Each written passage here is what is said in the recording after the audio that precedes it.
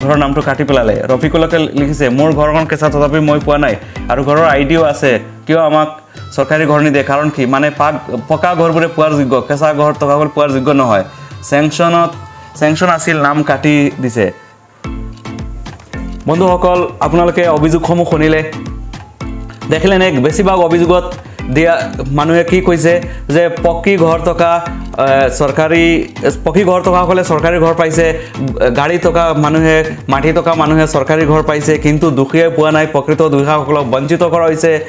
বন্ধুসকল মোৰ কণ্ঠ বন্ধ কৰিবলৈ আগৰ পেজখন হেক কৰা হল কিন্তু মোৰ কণ্ঠ কোনেও বন্ধ কৰিব নোৱাৰে দুখীয়াৰ হৈ সদায় মাত মাতি যাম আপোনালোকে এইখন পেজ ফলো কৰি ৰাখক আৰু শেয়াৰ কৰক বন্ধুসকল আগৰ পেজৰ ভিডিঅ'বোৰত আপোনালোকে দিয়া সহায়ৰ বাবে আপোনালোকক আন্তৰিক ধন্যবাদ জনালো